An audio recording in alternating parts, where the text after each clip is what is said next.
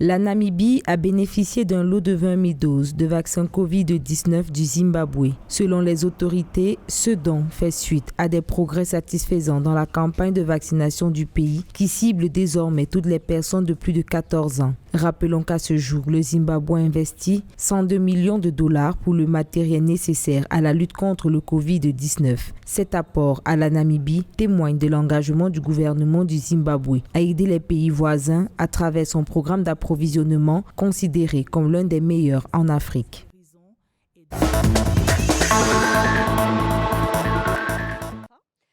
Au Maroc, la campagne de vaccination des élèves âgés de 12 à 17 ans a démarré le 31 août dernier. Plus de 3 millions d'élèves du secteur public et privé vont bénéficier de cette vaste opération de vaccination. Au total, 419 vaccinodromes seront aménagés au niveau des établissements scolaires mobilisés, en plus des unités mobiles pour faciliter cette opération.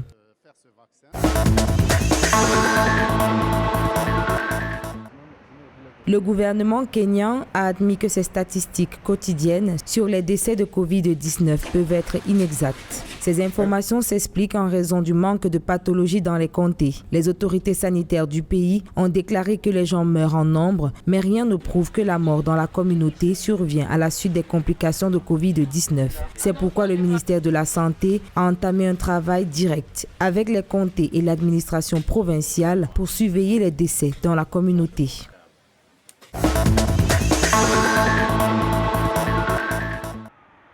En Afrique du Sud, un nouveau variant du Covid-19 a été détecté en mai 2021 et est actuellement en observation par le réseau de surveillance génomique du pays. Le variant appelé C.1.2 s'est propagé dans plusieurs provinces du pays. Les scientifiques estiment toutefois que ce variant pourrait relativement résister aux réponses immunitaires actuellement développées contre la pandémie. Rappelons que l'Afrique du Sud, à l'instar des autres pays africains, fait face à une troisième vague principalement alimentée par le variant Delta.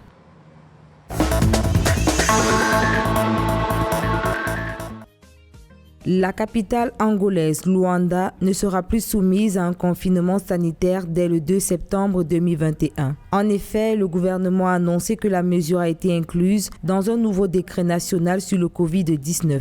Cependant, les autorités locales appellent les Angolais à respecter les mesures barrières. Selon le dit décret, les activités économiques durement touchées par la pandémie devraient progressivement revenir à la normale.